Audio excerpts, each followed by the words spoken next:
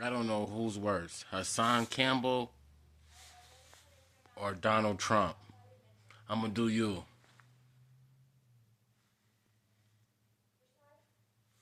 I just don't know who's worse. Donald Trump took a play right out of Hassan Campbell's book. I mean, they both are backpedal juniors. They should make that new bicycle, little kid pedal bikes. Backpedal Junior, because that's what y'all are. Backpedal Junior. Sponsored by Little Tykes. Because as soon as y'all say something and you get a little bit of static, y'all backpedal so fast. I told y'all that Donald Trump was not gonna stick with that China tariff. Oh, 145% is way too much. You put it on them. Now it's too much tariffs. You were doing all of this. Nah, he's realizing that him putting those tariffs on us is gonna have us back in the caveman days. The technology, we are already technologically behind. Like I said already in my other video. You gotta watch my content because everything I'm saying is spot on. And look at today, he talking about he walking back the tariffs. I told y'all it's not gonna last. Because not all of the resources are readily available to us over here. All the graphite and everything is over there. It's not here. We don't even mine that here. And while the gold is going sky high, pump and dump, they're going to be making graphene out of graphite. And they're already stockpiling graphite right now. So all of our chips are not going to be, the chips are not going to be gold as the conductor. It's going to be graphene that comes from graphite.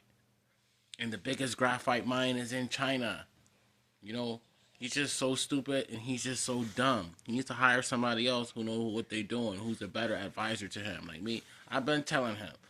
But he don't listen. He just stuck on stupid. He's just all about camera ops and photo ops. Now he want to put flags in the front yard to make it seem like he's all about America. If he was all about America, you need to be talking about, yes, that these companies are investing these billions of dollars. But like I said, with them investing this money was being invested a long time ago.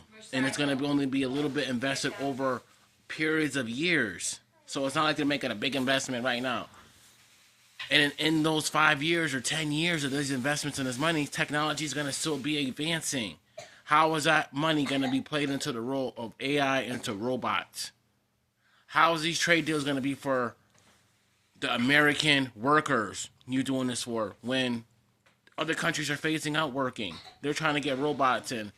And that's stuff that humanity has to do. That's labor-based. See, we're too tied to labor. And see, China kills us because they got billions of people, so their labor is so cheap. We keep buying their goods, but nothing is being made here because everything that we do is labor-based. You want to get out of this labor-based stuff? Start releasing the land to the people. Let the people do what they need to do. You want to reverse the situation? It'll fix itself. Let the American people do what they need to do. Get rid of this restriction. You got all this BLM land. People can't even live a life. They're worried about paying bills and this and homelessness. We got so much homelessness when we got so much free land. It don't make no sense. This land is not even nothing's being done with it. And you can't grow nothing on it. You can't do nothing without their permission. And it's nobody's land. It's just ridiculous. If you want to get up the situation, let the American people fix it. The government needs to step aside and let us fix it. It'll fix itself. Humanity will fix itself. But anytime you want to get in the middle of trying to control the trade, trying to control the price of this, trying to do this, trying to do that, you want to get better, make a better product and just make it in mass production. That way they can't bootleg it. If you already got it mass produced, so by the time that the demand meets what you're trying to do, you can meet the demand. That's the problem, is that we can never ever meet the demand because we don't make nothing. And when you got billions of people consuming, you got to have billions of this stuff.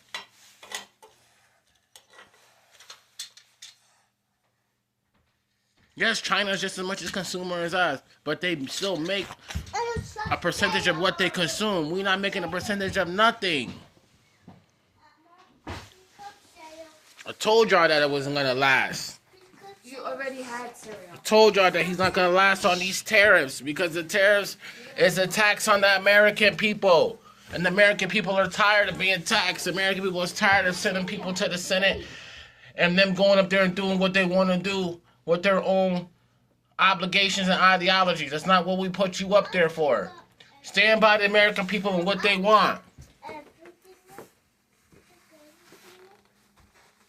I said, yes, we got the world's most natural gas. It doesn't matter, but if nobody's buying it, it means nothing. You can have the most everything, but if nobody's buying it, it means nothing. They are cutting us out the picture. Yes, he has great ideas, but he's doing it in such a short span of time. Chinese people got a 100-year plan. You should be phasing this out within the next 100 years so it doesn't look so drastic. But you're just doing it all right now. It's either make or bust. And right now, it's bust. You're squirming out of panic when you should have just got people who knows how to get you out the situation. See, I know how to get out the situation. But it's DEI. I guess, they want DUI instead of people who are intelligent and smart. People who, like me, we've been through the struggle, so we know how to come out the struggle. Y'all have never been in the struggle, so y'all don't know how you going to put somebody in a position who never struggled to try to get you out the struggle. The country's in a struggle, so you need to put somebody who's had experience with struggling and pain and financial hardship to be able to get you out. You just can't put somebody in a position who just knows how to just take money and step on people. You see, you're not going to make it that way because you got people who are attached to this and there's lives that are attached to this, so you just can't just do it that way. Treat the American people like they're a business. We are not a business. You want to cut all these trillions of dollars and affect the American people. We are people. We're not policy numbers, and we're not just Social Security numbers. And we're not just accounts. We're human lives attached to this. So the best way to get it is stop trying to do this trickle-down economics when you got all this scum in between. It's never going to trickle down with the scum blocking. If you want to really work it, you got to work it from the bottom up. You should be helping small businesses, true small businesses, not somebody who just made something right there in COVID and was trying to get free money. Are you actually a business? Can the community say that, okay, yes, I buy from them in the community? Are you in the community? Like, please, this is ridiculous. Show me everyday use that your business is being used by the community. Then that's why we should give you a fund or an advance. You're not bringing no money in through your company. So how are you getting a PPP loan?